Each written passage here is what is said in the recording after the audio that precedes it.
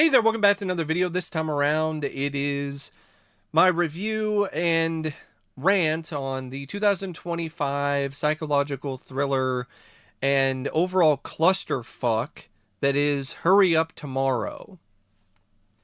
This film is a whacked out fever dream from a musician who has his head shoved firmly up his own ass. That's what Hurry Up Tomorrow is. And like a lot of fever dreams, there can be some nice visuals, but it's overall not a very good time. Now, before I get around to sharing more of my thoughts on Hurry Up Tomorrow, I would like to give a special shout out to Shine for requesting this review. And if there is another film, TV show, or topic that you would like to see me discuss in the future, feel free to donate to either my PayPal, my Patreon, or my Cash App. The links to all three are in the video description down below, and I will try to get to your requests as soon as I possibly can. Now, Hurry Up Tomorrow is directed by Trey Shults, and prior to this, he directed films like It Comes at Night and showed some promise there. But his direction here is easily the peak of his career to date, because his direction in this film is fantastic. This is one of the most visually stunning pieces of shit that I've seen in a long time. Like, this film sucks, and it's not good, and it's a pretentious windbag. But, man, does it look good. Like, this is a great looking movie. The direction is dynamic, it's ambitious, it's full of a lot of really wild, tricky camera shots throughout. There are some wonderful wide shots in this that aren't just your typical kind of wide shots that are just mesmerizing. There's a good usage of tight shots and medium shots. The framing is not what I would consider to be standard or safe at all when it comes to the camera work. And the camera moves in a way that's ethereal and surreal and really eye-catching in terms of the camera angles that Trey utilizes, or when he spins the camera around, or when he uses the camera and points it down, or flips the camera upside down. Like, this is a film visually that's vivid and really stands out. And I just wish that the direction wasn't squandered by such a shitty screenplay that is just basically The Weeknd sucking his own dick. And speaking of that, the script is written by The Weeknd, Abel Tesfaye, and Reza Fahim. And Trey was listed as one of the writers, but I don't think he was really that much involved with this script. This just reeks of The Weeknd's involvement, because this entire script really feels like something that was going to be in The Idol for the first season, but the show tanked, so then they had to toss it out. Or it was something that was proposed for the second season of The Idol that never got made. That's exactly how this film plays out to me. It feels like outtakes, or something that was left on the cutting room floor when it comes to HBO's The Idol. But because Abel, The Weeknd, is so full of himself, he felt like it still needed to see the light of day, and he still wanted to prove people that he was a visionary and an auteur and a brilliant writer and filmmaker and a great actor. So he conned Lionsgate into giving him money to produce this screenplay, which is barely even a finished script. This is just a series of scribblings and vague ideas that are loosely connected together in either incredulous or predictable fashion. or laughable fashion, like in the opening of this movie. The film opens up with The Weeknd staring into a mirror and making noises. I get it. That's what you do when you warm up your voice. I used to be in choir for many, many years. That actually is something that a lot of singers do. But you're reminding people of crap like the RoboCop remake. But in the RoboCop remake, that was meant to be comedic. Here, this is supposed to be serious. You got The Weeknd staring intensely into a mirror and going, brrrr, brrrr, and it's supposed to be a serious scene. I died laughing. I could not believe what I was watching with my own two eyes. I was like, what the fuck? And you're like, oh God, okay, this is going to be bad. And then you have the stuff with The Weeknd doing his noises in front of the mirror, warming up his voice. And then you got stuff with this random girl named Anima, who has decided to tear up her house, ransack it, and light it on fire, and drive away.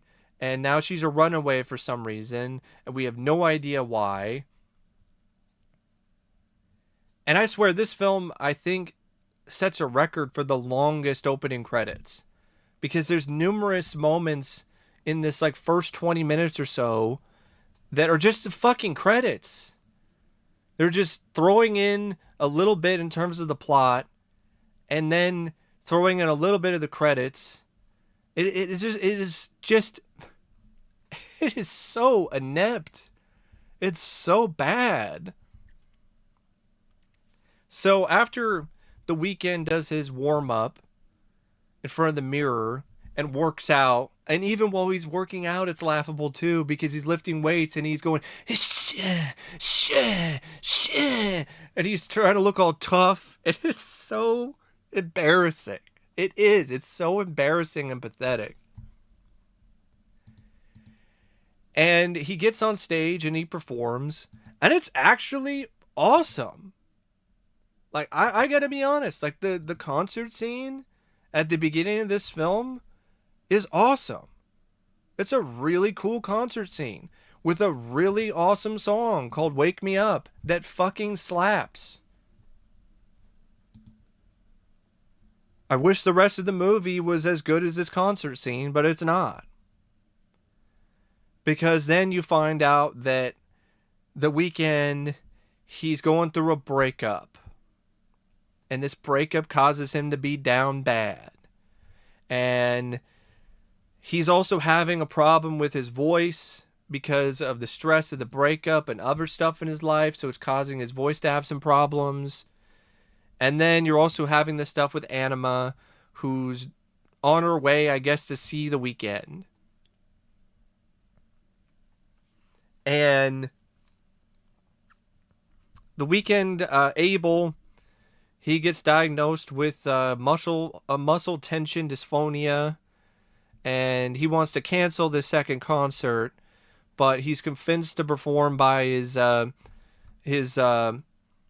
manager, Lee, and Lee even gives him drugs and does all this other stuff, and convinces him to get out of his funk that he's in, because he's dealing with a breakup, and he's trying to call the girl, and she doesn't want anything to do with him, and she leaves him on red when it comes to messages, or doesn't want to call him back, and because he's a big music star, he doesn't understand why somebody doesn't want to be around him, and doesn't want anything to do with his dumb ass, and he can't let it go, and he gets essentially forced to get on stage via drugs and alcohol, and it doesn't go well.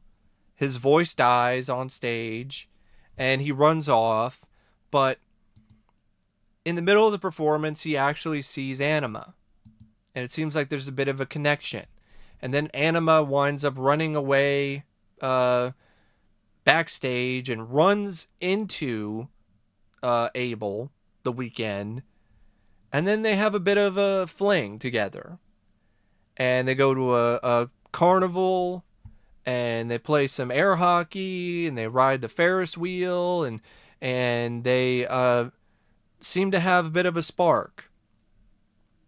And Abel plays some demos to her, and then things turn sour the next morning because Abel doesn't really want anything to do with her because she's just basically another girl that he sleeps with for a little bit and then goes back to finishing his tour, just throws her away. And she doesn't want to have any of that, so she knocks him over the head. And then while he's unconscious, he has these visions of him in an elevator that is probably going down to hell. And he gets out of the elevator and it's pitch black darkness. He's seeing visions of people being burned, visions of himself in compromising or painful positions, or he's the one that's being burned. And it's very pretentious, but kind of creepy, and creates some interesting, intriguing looking visuals, I have to be honest. But then he wakes up, and now he's tied up to a bed, and Anima is forcing him to watch her sing his songs because she's trying to get him to admit something, to let something out. And through this whole process, you're like, what is her deal? Why is she doing this? What is her motivation? And it just becomes really boring because you're like, I don't give a fuck. I don't give a shit. I don't understand what is going on half the time. And what is going on with this crazy girl? What is she related or connected with the girl who got broken up with? Is that what's going on here? No, none of that is ever explained because it's not any of that. So she's singing songs to the Weeknd. And in all honesty, I would much rather watch an hour and a half of Jenna Ortega dancing sexily and singing Weeknd songs than watch this again. That would be a lot more enjoyable than whatever the fuck this was. Because eventually he eventually winds up discussing the emotion or the reasons behind the songs that he sings, because that's what the Anima's trying to get him to do, divulge the impetus behind these songs. And it's about toxic relationships and drug addiction and depression. And Lee eventually tracks Abel's phone and finds him there, and he tries to stop Anima, but Anima winds up killing him, stabs him in the neck, and he bleeds to death. And Anima's about to light herself on fire along with Abel until Abel sings Hurry Up Tomorrow passionately. It causes her to cry because earlier when he sang that song, it made her cry because it reminded her of her own life and what's going on with her parents or whatever. And she releases him. She lights herself on fire along with the rest of the hotel room. And then Abel exits the hotel room and then walks down a hallway. And now he's backstage before a concert. And that's the twist. That's the big reveal, that all of this was nothing. All of this was in his head the entire time. And it's just Abel's ego battling with grief. And I'm like, what a bunch of pretentious A24 bullshit. Like, what a waste. What a waste of something potentially intriguing or interesting in terms of a big music star having to deal with a psychotic, crazed fan who's making him have to suffer the consequences of his actions in real time. Like, it would have been better if the twist was that, okay, she was related to the girl. She was her sister or something. She was related to the girl that Abel cheated on or treated badly, and so now he's reaping what he sows.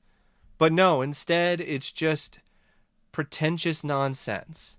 It's just the Weeknd sucking himself off, and then patting himself on his own back. And it's just a waste of interesting visuals too, like the shots of him alone in a town, in a city, where there's no one there, which is reminiscent of something you might see in 28 Days Later, or the rest of that nightmare sequence where he's in pitch black darkness after he gets out of the elevator, or the coked up visuals, or just a lot of the other aspects of the story and the plot. Like, it's okay if you're trying to hide motivation and trying to hide plot elements when it comes to Anima, and why she's on her way to the Weeknd, and why she's so obsessed with him.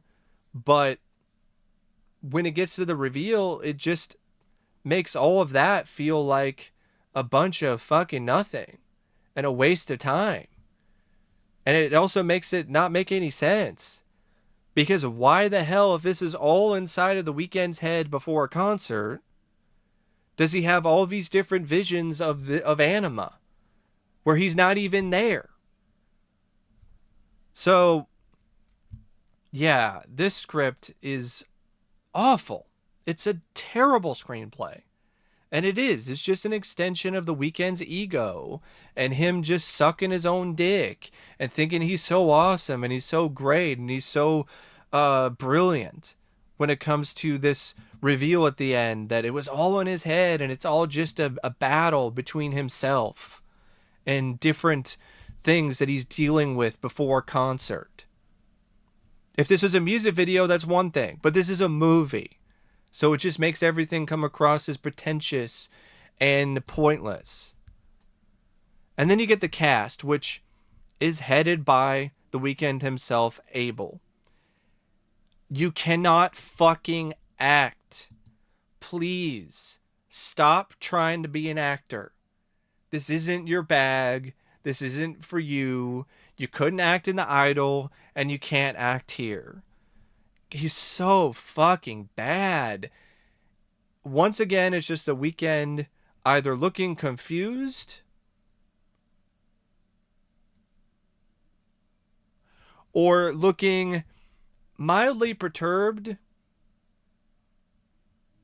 or being down bad and being just an emotional crying mess. That's his performance in this. He's a terrible actor. He's fucking atrocious. I mean, even when he's supposed to say things like, would you just shut the fuck up? Like, even that is bad. He can't even say basic lines of dialogue properly. He sucks. Terrible actor. And he's a big part of why this film is not good. Because he's in it a large majority of the time. And he's the star of the film. And then you have Jenna Ortega, who plays Anima, and she's better. Like, actually, I think her performance is not bad for a character that is just pointless. She's just another extension of the Weeknd's mind while he's going through a breakup or while he's preparing for a concert. But, you know, she's doing what she can with it. She's showing believable emotion when her character is an emotional wreck. She's doing a good job being creepy and psycho when it comes to her character bashing Abel over the head and tying him up Misery style. Like, I actually think it's not a bad performance. It's one of the better ones that I've seen from Jenna Ortega, to be perfectly honest. I just wish it was in a better movie. Barry Keoghan is also not too bad either as his manager, who's really buddy and doing all these different kind of things to manipulate Abel and try to control him, and in a lot of ways he's really like the villain of the film, and he does a good job playing an asshole manager who's abusive and is manipulative and does all these different shady things, like give his artist drugs and alcohol and prey on his emotions in order to get him to do what he wants. Riley Keough, she's the girl on the voicemail. I guess she's also the voice of Anima's mother. She's also, I guess, all right, but like, there's not really a lot to say when it comes to her performance. And then there's just a bunch of fictionalized versions of different people that I don't fucking know, like Metro Boomin and Belly and Gaspard Agui and Xavier D. Rosnay, and then some guy named Paul L. Davis who plays Lavi, the head of Abel Security, who's pretty bad at what his job, because Abel gets kidnapped really easily, and Anima was really able to get backstage fairly easily as well, with really not a lot of any issues, really, or that much extra effort that was needed. She got backstage quick. So, yeah, I mean, the Weeknd, he's not only somebody who needs to retire his persona, which is what he's doing. He's retiring the Weeknd. That's why he made this film in a lot of ways. It's kind of a way for him to say goodbye to his persona the Weeknd. But he also needs to retire from acting. Like, just don't, never do this again. Okay? Focus on your new version of yourself. Focus on being Abel and making music that Abel wants to make, and stop the fucking nonsense of trying to be an actor. It's not for everybody, and it's clearly not for you, Abel, because you're not able of acting, because you are a shitty actor. Now, when it comes to the cinematography by Chase Irvin, it's actually pretty good. It matches well with Shults' style and what he's trying to do with the film. It's a nice looking film. The cinematography is great too. And the editing by Trey Edward Shults, I think, is great. I think it's something that works for the film. I can see why some people might think it's a bit much, but I love it, actually. I think it adds a lot of unique flavor and feel and overall vibe to the film. And it adds a much needed visual punch to the movie. The movie, in a lot of ways, is very drugged out and slow, but the editing really picks up the pace along with the direction and the cinematography, and it makes the film, despite all the things that are going against it, worth watching at least once, just for the visuals and for the whole look and feel of it and the vibe of it. And if you'd had a better lead actor who can actually act, if you had a screenplay that wasn't just a self-filleting clusterfuck, then you actually might have had something that had potential and could have been good. But instead, you just have this fucking ugly mess that at times is absolutely beautiful. Like, I've never seen something that is so ugly yet so beautiful at the same time. Like, it is such a wonder and a sight to behold because of that. But I can't necessarily recommend it, though, unless you're a diehard fan of The Weeknd or the actress Jenna Ortega. Otherwise, I think you could probably skip this one and maybe just watch the Wake Me Up concert scene on YouTube. But anyway, that is my thoughts on Hurry Up Tomorrow. And as always, thanks for watching, and I'll see you later. See ya.